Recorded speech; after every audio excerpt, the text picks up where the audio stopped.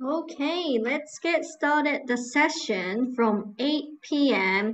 So today's Thursday gathering is 154, and then the session from 8 p.m. is tips for global market success. And then I would like to invite the wonderful speaker, Chad from JMNC Solution.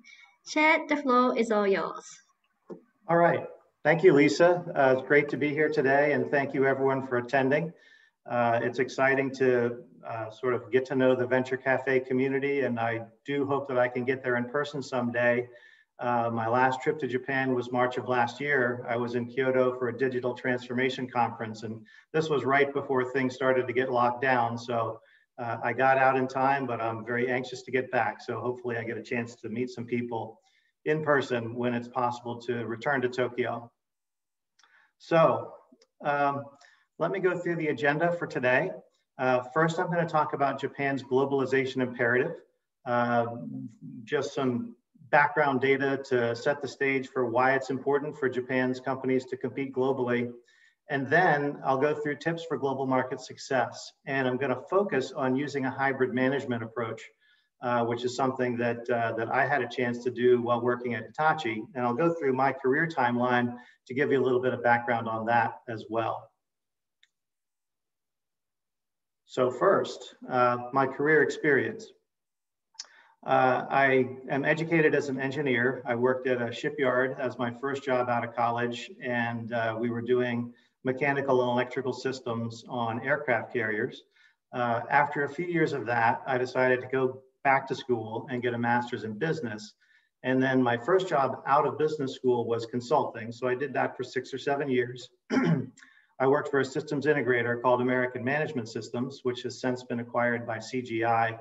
And in that job, really traveled the world doing software development and systems integration work, and also some management and process consulting. After that, I took an interesting opportunity. I had a chance to join a startup in 1999. And this was during the dot-com bubble. This was a period of time when the internet was just coming online, and a lot of new business models were being formed around the possibilities of this level of connectivity. And the company that I worked for was called Storage Networks. And Storage Networks was really like Amazon Web Services S3 storage before that was brought out in around 2006.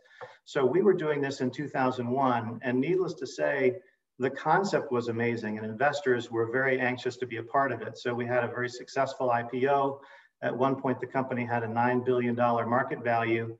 But unfortunately, when the dot-com bubble burst, Storage Networks lost a lot of their customers, and competition was able to duplicate the offering and then take that onwards. And ultimately, Amazon came up with the thing that really stuck, which was web services. So a very interesting ride and a lot of lessons learned from being in that experience. But afterwards, I decided to take more of a slow and steady path. And so I joined Hitachi Data Systems. It is now called Hitachi Vantara, but at the time it was Hitachi Data Systems. And a friend of mine from Storage Networks had gone over there before I did. And he said, hey, listen, Chet, this company has incredible hardware, but the software is really not that good. And so if we could fix the software, we'd have a blockbuster product.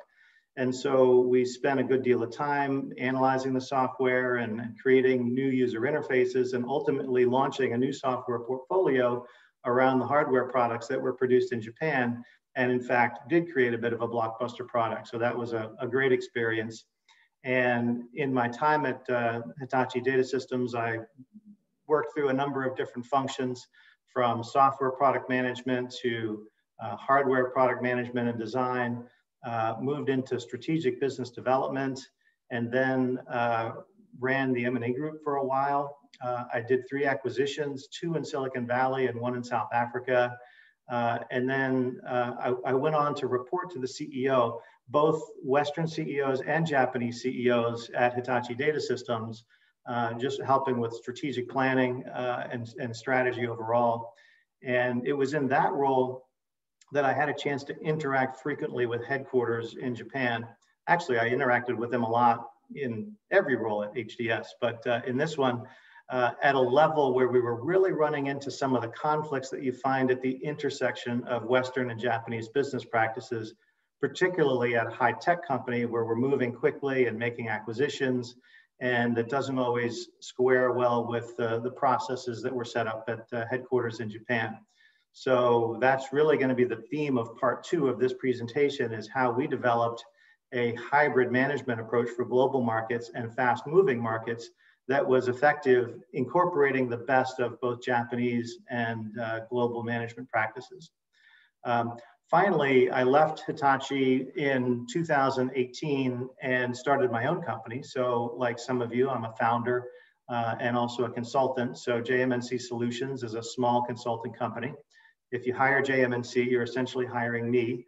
And so I engage in a number of things: strategy development, business planning, really specialized on taking Japanese businesses into global markets and helping them address the challenges that they see there. And also another thing that gets a lot of traction is my executive coaching for Western executives at Japanese companies. I'm also serving on 2 boards related to the Japanese community here in the US. And so that essentially takes us up to today.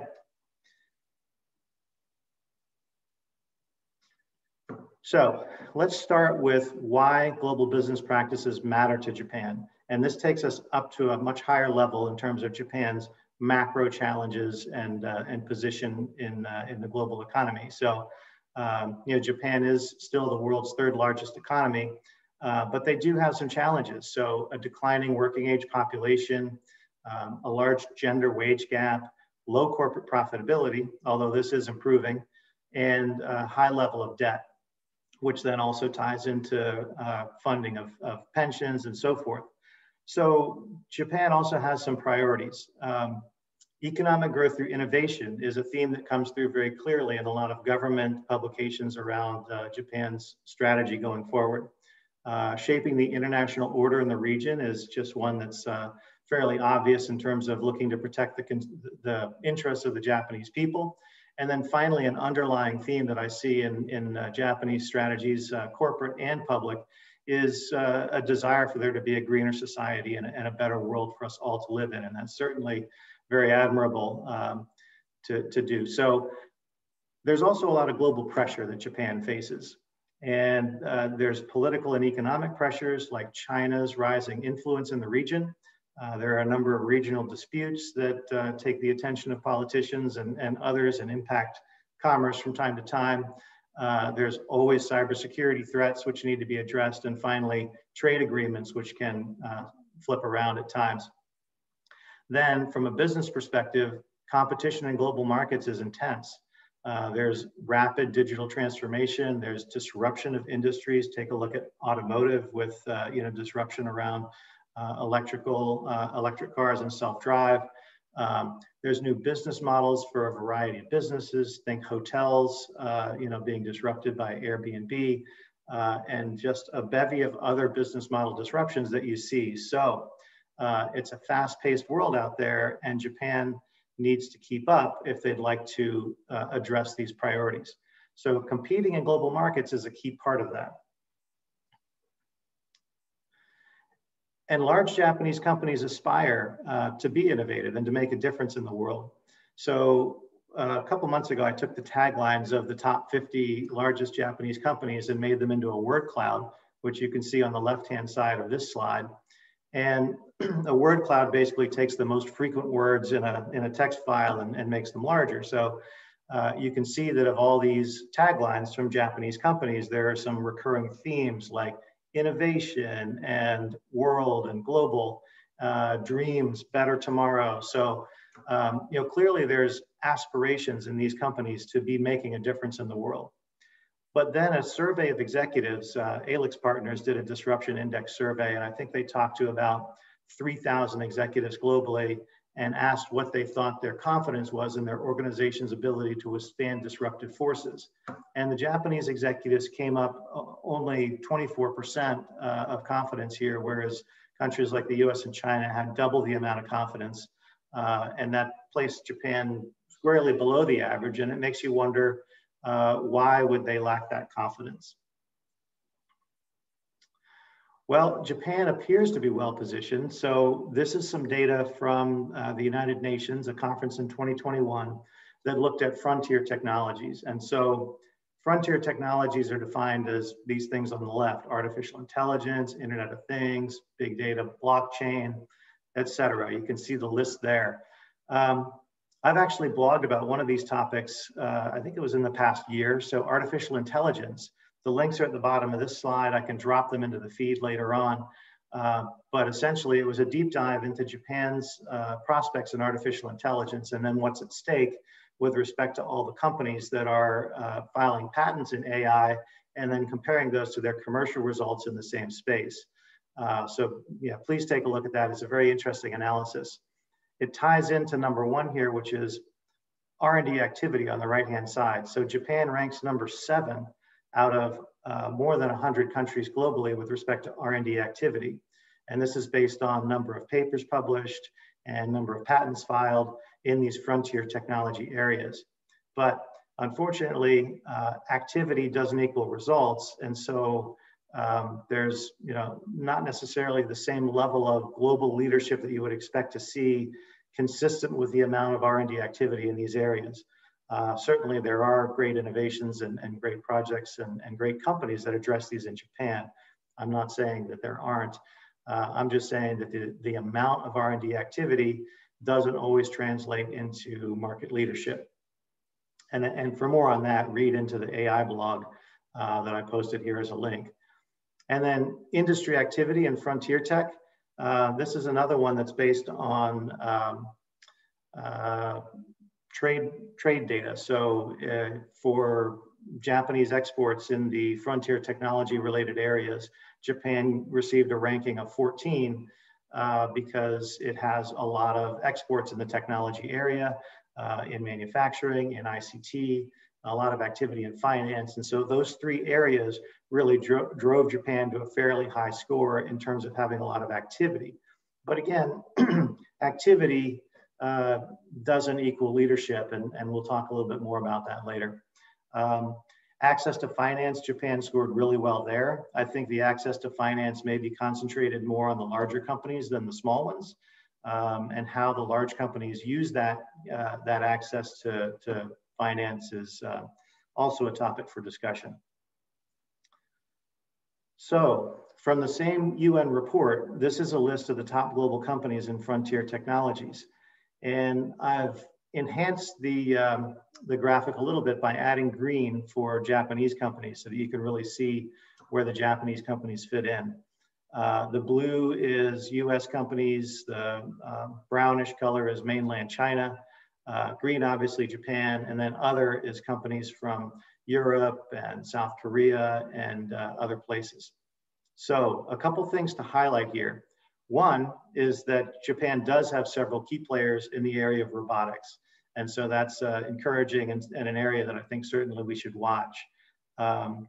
Overall, Japanese companies aren't well represented, but there are initiatives that I think are well underway. Let's take a look at Hitachi, for example, and all the transformation that they've gone through. Their strategy is very much focused on IoT and big data. And so despite them not being in the list, there's a lot of activity with Hitachi and their IoT platform, Lumada, in those spaces. So, clearly companies like Hitachi are driving into these frontier technologies with a lot of energy. Another thing that doesn't show up here, and this is something that I've blogged about as well, is that Japan has created the world's #1 supercomputer, Fugaku, which is a joint project between Riken and Fujitsu. And so that's a very impressive feat. They've used ARM processors, which have a reduced instruction set. And so this large supercomputer is not only the fastest, but also one of the most efficient. And so finding a computer with that kind of compute power coupled with efficiency, I do think is fairly unique. And it's a wonderful innovation that those groups have teamed up to make. And so I think we should watch that space. Of course, the US is always looking to leapfrog these, other leading systems in the top 500 supercomputing list. So we'll see what happens in June of this year. and as we go forward. But again, a big accomplishment and something I think Japan should be very proud of. Now, given that there's a lot of disruption going on, not just in Japan, but all across the globe, what are some of the top strategies and tactics that leaders take to respond to disruption? So again, going back to the ALEX Disruption Index and the survey associated with that, I've highlighted some of the key things that leaders do. One is investing in new technology. Two, entering and exiting a new market or region, and these were the most frequent responses among those leaders.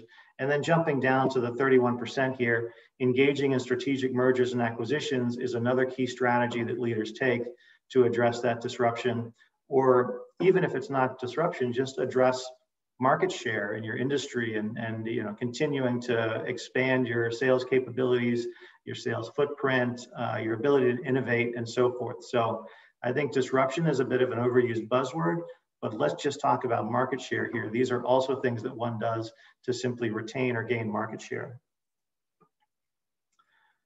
So let's look at global M&A trends.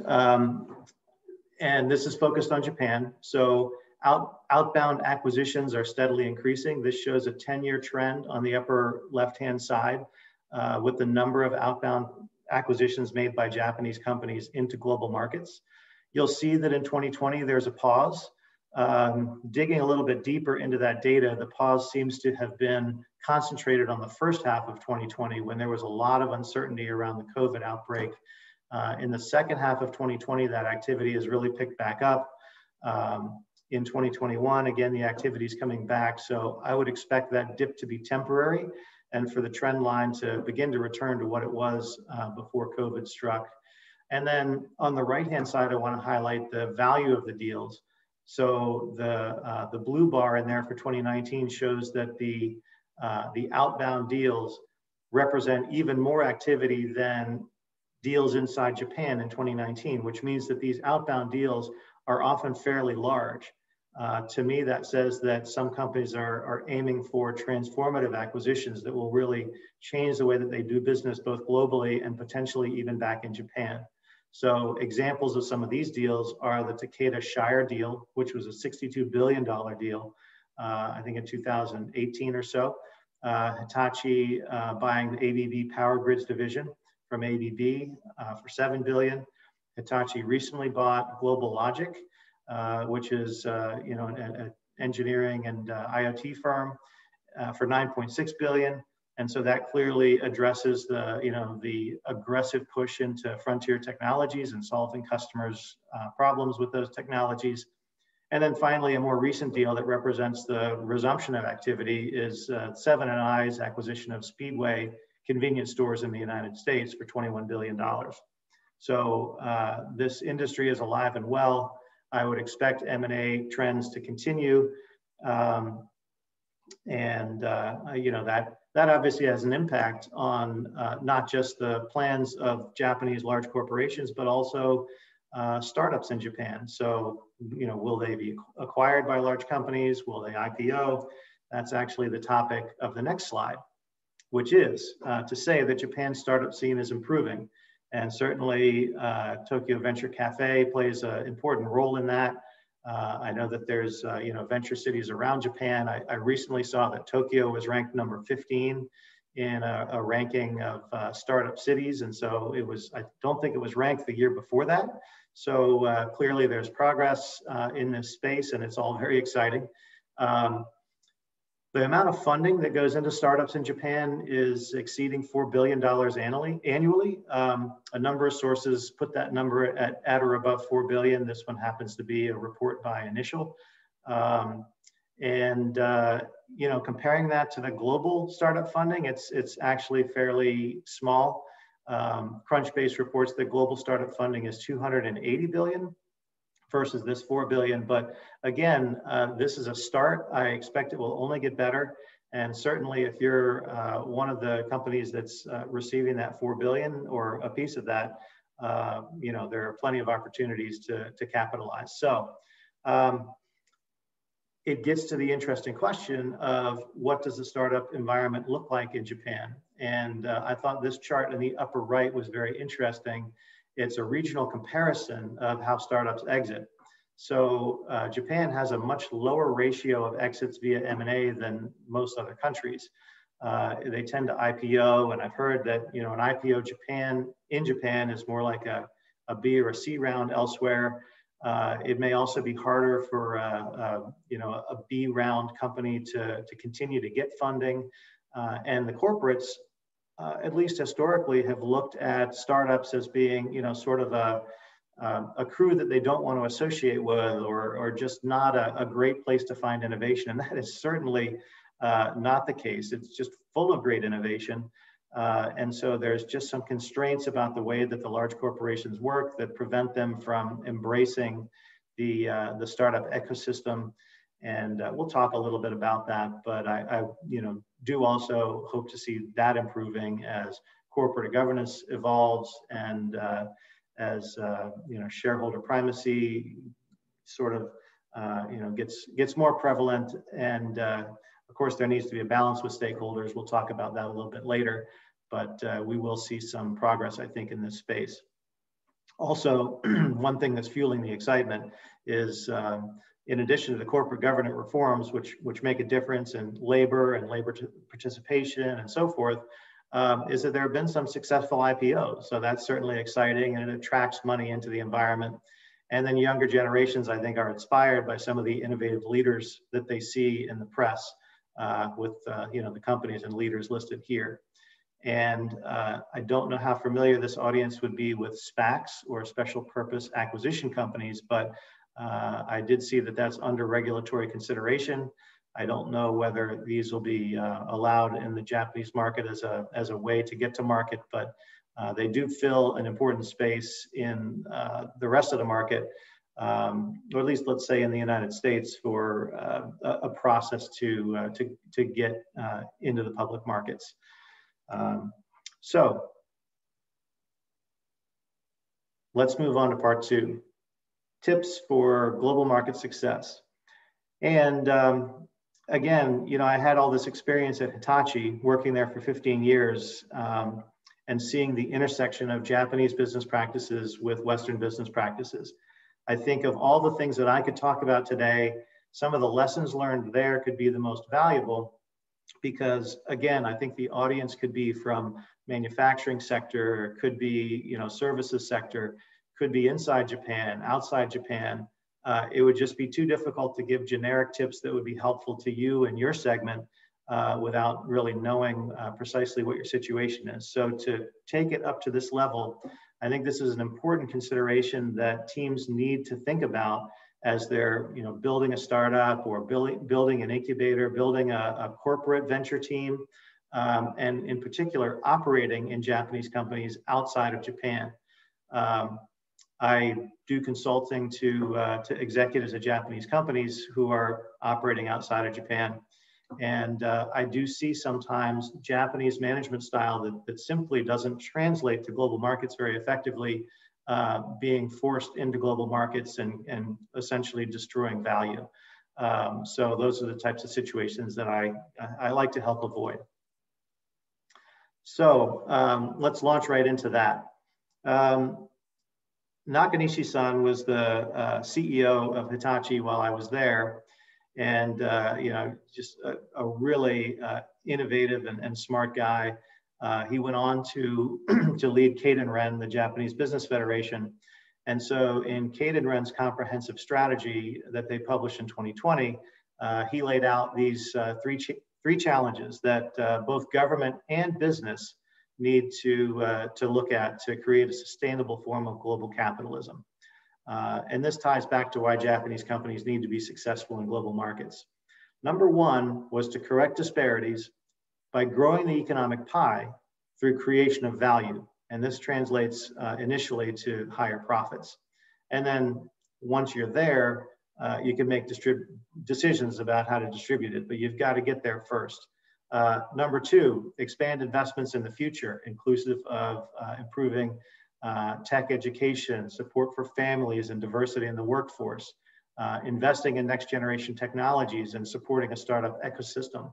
So that's an important piece. And then finally, start putting SDGs, Sustainable Development Goals, into practice as a long-term measure. So I think that, you know, having come from Hitachi and planted the seed for all of these types of thinking, that Hitachi today really, you know, demonstrates that this is what they live by. And I see a comment, Higashihara-san is a very innovative guy too. Totally agree. You know, they've both been at the helm. I think Nakanishi was like 10 through 14, and then Higashihara 14 to today. And Keiji Kojima, who was from the IT platform division and someone that I've worked with in the past, is taking over as president, I believe, this month. So it's very exciting where Hitachi's headed. And I do think that they walk the talk when it comes to, you know, these values.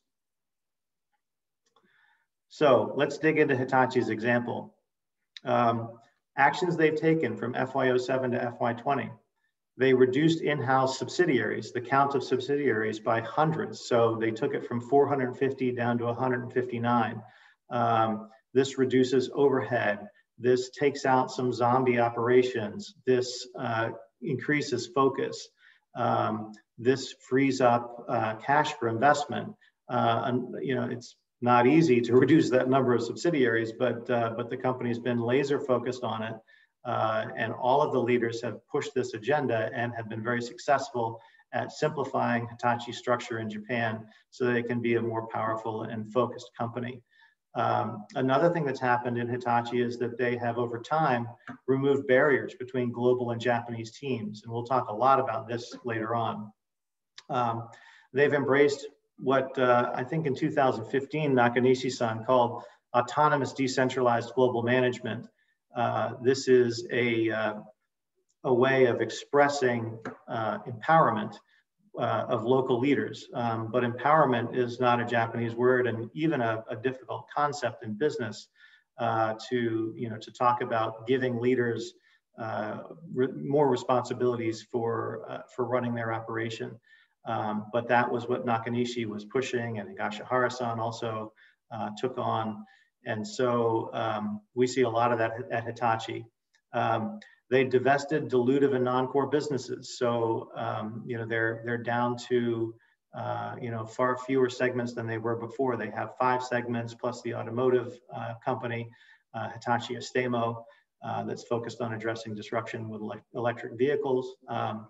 They've invested over $25 billion in acquisitions. So that's a lot. And it really represents an aggressive shift from really a conglomerate that had less focus to a much more focused company. It's smaller, but it's also more profitable. And that's precisely what Nakanishi-san was talking about when he said that there needed to be, you know, essentially more value driven by companies to, you know, to improve the position of Japan and thus have a seat at the table for, let's say, refinements to global capitalism. So FY20 results have been pretty amazing. Hitachi had record high net income, record high cash flow from operations, and more than 50% of operating income was from the IT segment, which only represents about 23% of Hitachi's revenue. So great results there, and all of this despite COVID. I think that shows that they've been pretty adaptable. And I attribute some of that to the fact that they've been following this hybrid management approach for quite some time, and we'll get into that next. So what is a hybrid approach to global management? A very simple definition is it's a blend of Japanese and global styles of management to achieve the optimal result for a particular industry and location. So let's give an example. If we're talking about a high-tech company in Silicon Valley, it might be destructive to overlay a fully Japanese large company style management onto that organization. Could you attract and retain the best talent? Could you make decisions quickly with evolving markets? All things that need to be considered. Now, you may also have, let's say, starting a new factory in the automotive industry, and it's going to be using processes that are very time tested and rely on a lot of Japanese machinery, and it's very precise. And so in that situation, you may choose to start a company and run the global management in a style that is a little bit more consistent with the Japanese style, because we all know that Toyota's been very successful, that the Japanese management style is very conducive to success in manufacturing.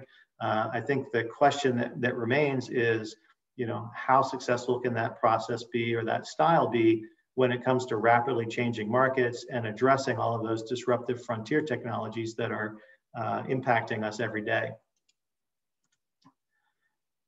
So, constraints in large Japanese companies. It's a fairly complex discussion. Let me just first introduce the sort of concept of the sliders here. So, the left side, management approaches that work in Japan, represents the things that you may do if running a company inside Japan. So, and again, this relates to the large companies. You may have lifetime employment. You may have HR that tightly controls the rotation of employees. You may have seniority-based promotion. And there's a number of things that could just be sort of a baseline expectation at a very traditional company.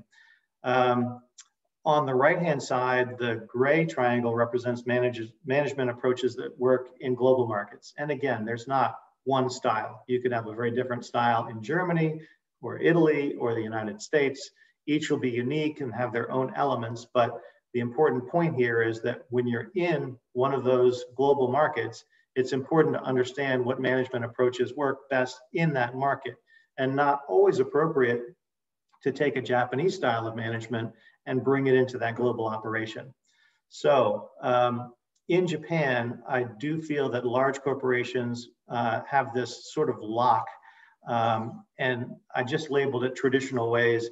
It's many intertwined things that prevent large Japanese companies from moving too far away from a Japanese style in the way that they manage their business. Now, Hitachi, I think, ripped off this bar a long time ago and has turned those dials in a number of different ways to use a more global style, in particular with their global operations, but even for some parts of the Japanese operations. So let's kind of dive into what some of the attributes are. Style of leader, this is the person at the very top, may be a very Japanese in style. The approach to human resources, we kind of talked about that, maybe again, very Japanese in nature, where, it's HR is controlling the career of each person. Whereas in some global markets, people are more free agents and they control their own career, and they jump from company to company and make their own decisions about how to train, what to get good at, how to get a better salary from moving from one company to another. And there's actually a lot of cross-pollination of information in those movements as well, which creates sometimes more dynamic companies and deeper levels of expertise by individuals when they progress in one function throughout their career across companies, rather than different functions across their career in the same company. That creates an expert in the company, but not in a particular function like IT or sales or marketing. And so again, we run into some disparities when human resources operates that way or attempts to in a global market. Approaches to compensation are very different. Plenty of debate as to which method is right or wrong, but we won't get into that here. An orientation of process versus results. Again, this list goes on and on. I've got another slide that gets into it, but this is the concept, is that large Japanese companies do have these constraints and sometimes are very tied to a Japanese style of management. There are things they're doing like setting up corporate venture capital,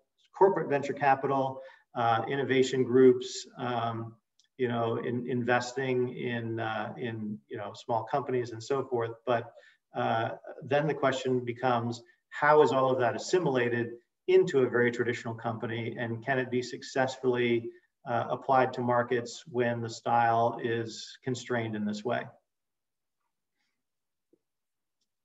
So a hybrid approach may be more effective. And this can clearly be applied to a startup in Japan, a Japanese business unit in a global market. And there's a range of choices for this hybrid approach to management. And we kind of talked about the examples, right? You can have a Japanese style that may work fairly well in a manufacturing environment, or you may lean more towards a global style in more of a Silicon Valley high-tech operation that's running outside of Japan. And there are attributes of these management areas that you want to balance so that it's really the best of both worlds. There's so much that we can learn from the way that the Japanese management has evolved and some of the things that they do, like concern for employees, that really is something we should aspire to do more of globally. I think even the disparity in pay is another thing that maybe Japan does better, but when you take that to global markets, unfortunately, it doesn't work. So you have to balance, and as Nakanishi said, create that value, and then you'll get into control of the conversation. So I'll give an example of where we applied hybrid management. Hitachi Data Systems, Silicon Valley, 2015. So our style of leader was, and just as background, Hitachi Data Systems was in the business of selling data storage equipment into data centers, and also moving into data and analytics and some services in the cloud as well. So in 2015, they had an inspirational American leader, someone with a great stage presence, and somebody who really aligned all of the the company behind the mission and vision and values. They had high concern for employees. Layoffs were possible, but avoided at all costs. There was actually a situation where there was a bad half, and the executives took a cut. A lot of expenses were reduced rather than resorting to layoffs. And ultimately, when things turned around at the end of that year, we still had a very great team intact and hadn't had to resort to layoffs. And that was really taking a cue from the Japanese side of management, which was, look, you really want to try to keep this team in place and do what you can for your employees as sort of the mutual commitment that you have to each other. And then in extreme cases, layoffs are possible. A Japanese subsidiary in global markets may not have stock options, as was the case at Hitachi Vantara, Hitachi Data Systems. And so how do you attract and retain the best talent in Silicon Valley with no stock options when you're going after a fairly high growth space like data storage? We put together a compensation package that addressed that there were no stock options and made the total compensation package competitive and working in such a way that it was similar to stock options. And so again, we didn't just look at the Japanese side, which was, oh, nobody gets stock options. That's not the way it works in Japan. Well, in Silicon Valley, you kind of need them. And so we created an alternative that worked well. So that's where we slid the dial a little bit more towards a global style. Then process versus results. I would observe teams, some Japanese teams would attend a conference, and there would always be a very detailed written report and photographs with some of the keynote speakers, and well, that was the results. To me, that's just activity. For us, results means how many partnerships came out of that, how many sales came out of that, and really more action oriented. So the company was very results oriented. It operated almost like a startup, despite being a company that ultimately had 6,000 people. They were very focused on results, and of course ethics as well. You need to combine the two to ensure that you're getting where you want to go. So that's the example of Hitachi Data Systems and the hybrid approach that we used there. And there's another very important point about this that I want to bring up, and that is cultural change through contact with other cultures. So when I started at Hitachi Data Systems in 2003, there was a structure in place that had a global interface office between our company in Silicon Valley and the division that we were a part of in Japan. So everything had to go through this global interface office. Conversations about R&D priorities that we were looking to put in, engineering discussions about product features and roadmaps, even human resources decisions and budgeting processes and strategy and planning at the corporate level, we had no connection to Japan HQ except through this global interface office who talked to Division 1, who talked to all the other divisions. So you had 3 hops in the process before our information made it into some of the other functions at Hitachi. So we worked very hard to demonstrate that that wasn't needed. And sometime in the 2000s, we were able to eliminate that group. And of course, when I say eliminate, that means reassign. And so that group was disbanded and put elsewhere. And we created direct relationships, both with the division that we were a part of and with the various parts of Hitachi that we interfaced with in R&D and HR and IT and so forth. And so relationships built between our Silicon Valley leaders in IT and HR and other functions and the leaders of these functions back in Japan. And they would attend each other's meetings in Silicon Valley and Japan. There would be brainstorming sessions, there would be idea exchange. And because of this increased level of exposure to these other parts of Hitachi, we were essentially sliding those dials a little bit more towards a hybrid approach as we had interactions with these folks over the years. And this doesn't change quickly. And again, you know, that lock that you have on Japanese style can still remain at a certain place, you know, in a large corporation in Japan. But I do think that a lot of these things started to slide in a more global direction as was appropriate for getting results in global markets and fast moving markets. So this was a very important move that, you know, I would encourage any company that's operating in Japan with subsidiaries globally to consider whether that interface division is adding value or simply blocking what could be more value with direct communications. And I'll tell you, the time is now for this because technology is at a place where conversations across languages have become quite possible. I've been interacting with folks in Japan. They're writing in Japanese and I'm writing in English.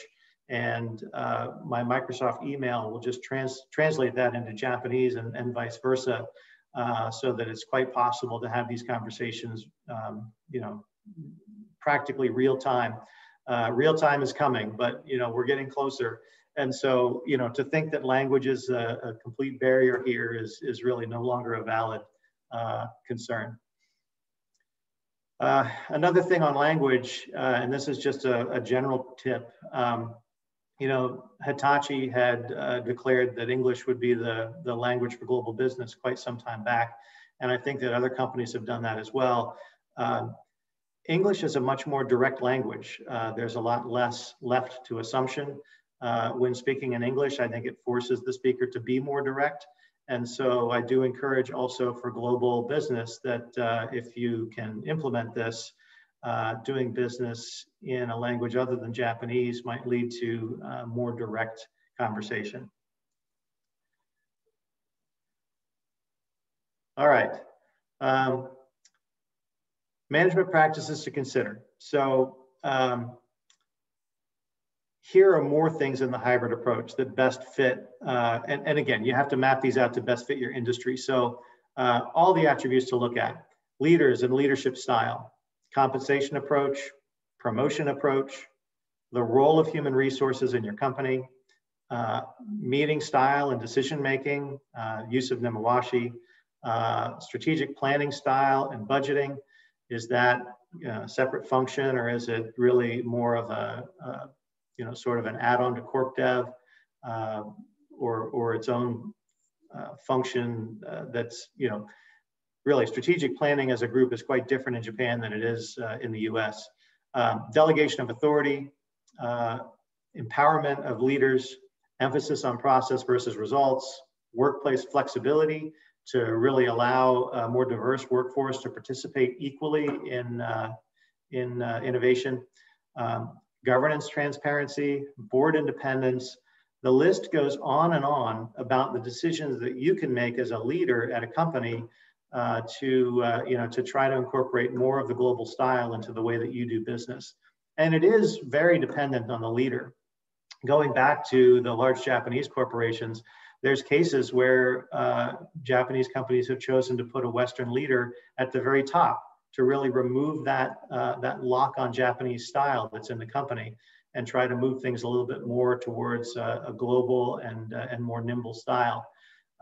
Examples of that, starting way back, Carlos Ghosn as the head of Nissan, and then more frequently there's been Christophe Weber at Takeda, and then the most recent example is Jean-Marc Gilson at Mitsubishi Chemical Holdings Company. And so these are all places where a leader was chosen to help bring in a new style of management and take things in a direction that they'd like to see.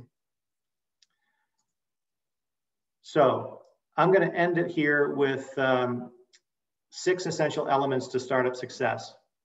I know some folks in the audience work at startups. Some people work in corporates. I see maybe here someone in the chat works at Hitachi. I'd be interested in a follow-up conversation there. But I'm going to lay out some of the things that Bill Gross said were he said 5 essential elements to startup success. And I've added a 6th here based on Japanese business practice. But let's go through what he says. Bill Gross is a staple in Silicon Valley. He founded Idea Lab and then went on to found over 100 other companies. And around 2015, he did an excellent TED Talk. I put a link on the slide. I would encourage you all to take a look at that. It's less than 10 minutes long, but he describes things that you need to consider when building your startup. And this is not just for startups, really. This could apply to venture groups. This could apply to incubators in large companies. All of these things are critically important for getting an innovation to market. Bill Gross studied, I can't remember how many startup situations to see why they either succeeded or failed. And the #1 factor on success or failure was timing. The examples that he gives are Airbnb and Uber, which came about post-financial crash, or at least gained a lot of traction after the financial crisis of 2008, when people were more willing to let strangers into their homes, were more willing to take on a second job driving a car for extra income. So the timing in terms of the economic cycles were just perfect for the sharing economy, and those things took off. And then, of course, combine that with an incredible team, which you had at each of those places. Execution, adaptability as the market conditions change are all key elements to success. So timing and the team are #1 and #2 in terms of the factors for succeeding as a startup. Other things are critically important too. Some of them can follow later, like funding and even sometimes business model. But I think the idea is also a critical one. You've got to know what your idea is and how to state it very clearly and concisely, and to explain why that has value. So I call this the elevator pitch. You should always have an elevator pitch at the ready. You should know what it is that you're doing and why.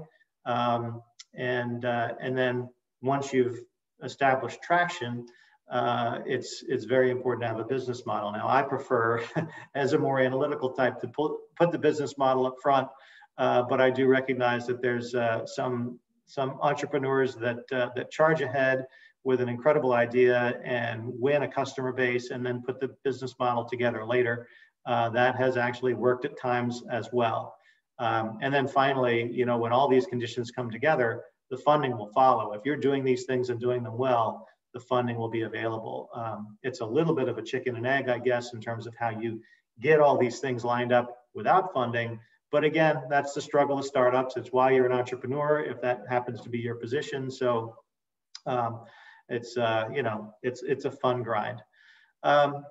Finally, I want to add #6 here. And so this is not a Bill Gross thing. This is a Chet thing. And that is the hybrid management approach is critically important in global markets, to not just assume that everything about the Japanese style would be the best approach to taking an innovation out in Japan, or in particular, running an operation in a global market. So again, if you watch Bill Gross's short TED Talk and then think about the ideas that we've shared here around the hybrid management approach, then that will hopefully be a good formula for you in succeeding with your business. So with that, I want to thank you all for attending today and being active in the chat. I've enjoyed seeing your comments. I'll take questions here as well. So as you're thinking about questions, I want to point out just a couple other things. If you liked this presentation, I've done some other presentations that you might be interested in. Back in September of last year, I did a joint presentation with Ulrike Schade, who is a Japan expert at UC San Diego. She's recently published a book called The Business Reinvention of Japan. It's a really great book, so I highly recommend that. So Ulrike and I were chatting about how Japanese companies compete globally, some of the history behind where they, how they got to where they are, some more examples around the, the Hitachi experiences that I had, and some details about Japan's corporate footprint in the U.S., which I think is very interesting, as it skews heavily towards manufacturing, which again gets to where Japan's traditional strengths have been. So I highly encourage you to check out that presentation if you'd like to see more along these lines. And then finally, I would like to know how I can help the Venture Cafe Tokyo community. Here are the things that my company offers. Again, I'm the delivery resource. I'd like to offer 2 one-hour consultations to the first 2 qualified folks that send me an email to just see how I can help you in 1 hour with brainstorming on your situation and what I can do to help you there. An hour of free advice. Please shoot me an email if you'd like to sign up for that. I'll take the first 2 that qualify for that. And then here's all the information about me and how we could get connected. And let me drop some links in here. So here is the link to the YouTube presentation. I've also got the blog that I did about AI, which I think really ties into the things that we talked about today and Japan's prospects in artificial intelligence. I dropped in the Japanese version, but if you click on that, there's also a link to an English version. And then there's another blog that I did about the Fugaku supercomputer. And so again, here's a link to the Japanese blog, and there's an English version there. And with that, I think I'm done. So thank you all for attending. Let me actually run through the chat and see if there's any questions that I missed. I don't see any. So if there's no questions, we'll call it a wrap. I am going to go onto the conversation platform there at Venture Tokyo Cafe, Tokyo Venture Cafe, where we can engage in chat if you would like. And so again, thank you so much for attending. Yeah, thank you so much, Chad. I just put the link to the virtual networking space into the chat, so please come join there and then have more conversation with Chad, and then also you can ask questions to him. Thank you so much, Chad. All right, yes. Session. Thank you, all right. And I will see you over in the chat room. Yeah, see you over together. Okay, bye-bye. Bye.